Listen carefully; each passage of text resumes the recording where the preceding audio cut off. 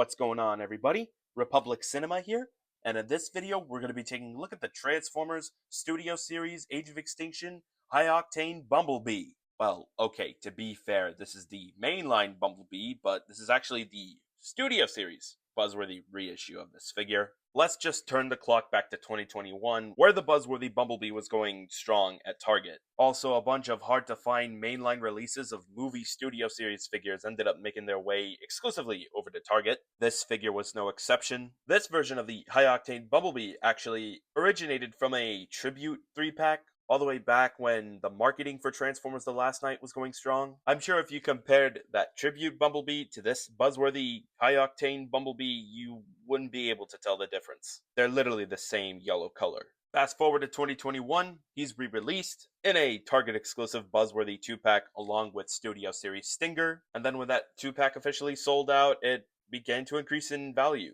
So I'm assuming the price value of this figure never changed. From what I've seen through the eBay listings, he's a little more valuable when he's in the box, especially an unopened box. Whenever I see an eBay listing selling this figure just by itself, along with this little piece over here, it can go from as high as 70 to 100 bucks to as low as 45 to even 35.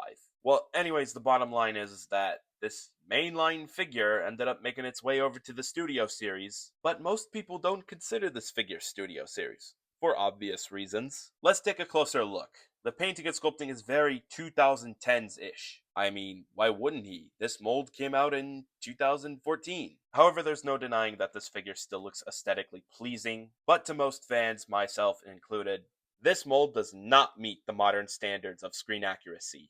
After all, it is a product of its time. Now, to be fair, the mechanical detail is pretty spot on to a certain degree, especially the head sculpt. But certain body parts, such as the feet and the legs, appear to be a little too flat and long. Bumblebee's legs were never like that in the movies. And then there's the alt mode kibble. Now, to be fair, in the Bayverse movies, Bumblebee did have 4 wings on his back, and he did also have chest flaps on the top, but they weren't so oversized like they are on this figure. Same thing with the feet wheels, and even these parts too. However, the back and this top part behind Bumblebee are completely inaccurate. I must admit, however, that they stay in nicely well, especially the backpack. As for the accurate kibble bits, they do move around quite a lot, and if someone were to mess around with this figure just enough, eventually the figure would find itself in a bit of a kibbly mess. Not to mention, these parts would also wear off over time. Why do I know this? Because I've had this figure before. Of course, it suffered from my ruthlessness when messing around with the toy. Other points of loose joints are around these parts over here, and the hinge joint for the right foot seems to be a little more loose than the hinge joint on the left foot.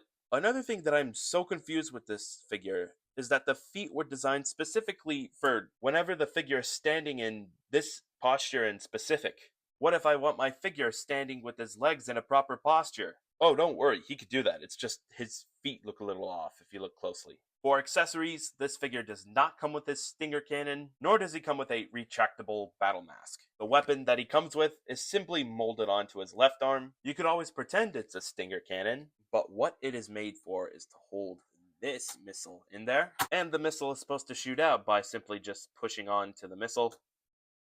Doesn't even do anything. Let me try something here. And that's pretty much as far as accessories go. I still wish this guy came with a Stinger cannon. Also, here he is, equipped with the Studio Series Bumblebee's Stinger cannon.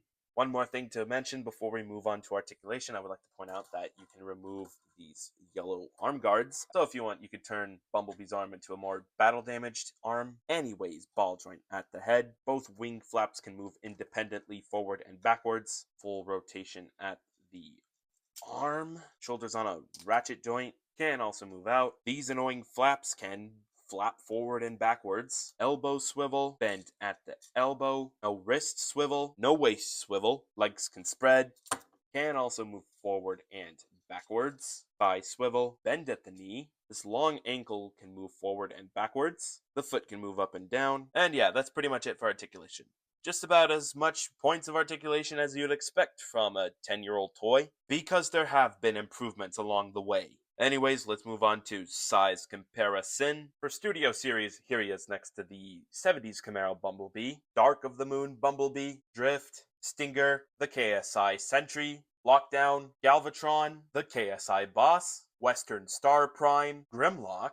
Here he is next to a repaint of a knockoff of the Studio Series 49 Bumblebee mold. Here he is next to the movie advanced version of the high octane Bumblebee, Lost Age Ratchet, Dispenser, Crosshairs, Hound, Evasion Mode Optimus Prime, the movie advanced Leader Class Knight Optimus Prime, and then lastly, here he is alongside the official Age of Extinction themed Studio Series figures. As you can see, I didn't put the Shadow Raider along with the rest of the Age of Extinction themed Studio Series figures because I'm saving him for his own review. Aside from him, what else do we seem to be missing along with this group? Oh yeah, Widowmaker. Can't wait for her to come out. Great looking alt mode too, by the way. Aside from her, the only other two Age of Extinction themed Transformers Studio Series figures we're getting in the next 2 years are just another Optimus Prime and Bumblebee. This is something I didn't find out until a few days ago. In case you didn't know, Hasbro's planning on making a Studio Series Evasion Mode Optimus Prime in either 2026 or 2027. They are also making an Age of Extinction themed Studio Series Bumblebee, but at the time of this recording, it's not confirmed if he's going to be the High Octane Bee or the 2014 Camaro Bee. I personally hope it's the High Octane Bumblebee. The other version can wait. But aside from that, we're missing the rest of the Autobots, the rest of the KSI. Not to mention, we're also missing the other 3 Dinobots. As far as I know, 2027 will not be the year we'll see another one of Grimlock's companions. My theory is that they won't start working on the rest of the Age of Extinction Dinobot team until 2028. 10 years after this figure was released. I honestly don't know how I feel about that, but anyways, that's another story. Be sure to let me know down in the comments which figure of all of the Age of Extinction themed Studio Series figures do you like the most. And aside from Widowmaker, Evasion Mode Optimus, and whichever Bumblebee it is, be sure to let me know down in the comments which figure from Age of Extinction you would like to see be made as a Studio Series figure next, because now we're going to work on the transformation. For starters, I personally recommend keeping the missile on the launcher. Straighten the arms, fold the legs, bring the backpack outwards, untab those black tabs from the yellow slots, which is a bit of a pain to do. Not a big fan of this part of the transformation, but once you have that out of the way, you can move all of this up and then bring it inwards. Close in the front of the car mode, bring the left arm inward first. Make sure it's all the way in. Once you've brought the other arm, you can go ahead and connect the two together. Fold the black panels inwards, close the front wheels, bring the front of the car up, bring the legs down, also shift the back part of the backpack inwards, and then bring this whole assembly down. Make sure that these clear plastic tabs peg it onto those black slots like so. When bringing the legs upwards, make sure that this clear plastic tab goes underneath. Close that in, close the doors, and here you have the mainline high-octane Bumblebee in his alt mode, which is supposed to be the 1960s Camaro, which in my opinion looks like a completely different car without the black and yellow paint. But for some reason, this car mode kind of doesn't completely look like the real-life car that they used for the movie. Or it could just be me. Either way, the car mode in toy form still looks pretty nice. Most of the car mode being black is pretty accurate. Something about this part also looked a little off too. And can we talk about the front of the car? This whole top part of the front should be wrapped around a yellow paint. As you can see, it's not like that for the figure. But hey, it's cool that this figure does come with Autobot logos on the sides of the car mode. Even though, given the fact that this is the high-octane Bumblebee and it's supposed to be a transformer in disguise from humans trying to hunt the Autobots down at the time, that bright yellow Autobot logo would kind of give him away. It's okay, he didn't have this in the movie. In case you're wondering, here's what the bottom of the car looks like. This is basically what every older Bay vs. Bumblebee looked like underneath the car mode. And I'm glad that they kind of changed things up here and there just a tad bit over the years. But even with the Studio Series Bay vs. Bumblebee figures, the bottom of the car mode kind of looks similar to what the bottom of the car mode of the older Bay vs. Bumblebee figures looked like, especially when it comes to the arm alignments. Also, can we talk about that weapon storage? This might be one of the best there is, given the fact how well it's covered. Most of the time with the Studio Series Bay vs. Bumblebee figures, the accessories are just stored on the back of the car, making them pretty visible to see. But with this figure's accessory, the weapon storage works pretty well. Please don't tell me that's also what this weapon was designed for. Moving on to a brief comparison, here he is alongside the movie Advanced Takara exclusive High Octane Bumblebee, the knockoff Studio Series High Octane Bumblebee-ish, and then here he is alongside the two. Of course, they all look really nice, but either way, be sure to let me know down in the comments which alt mode you like the most.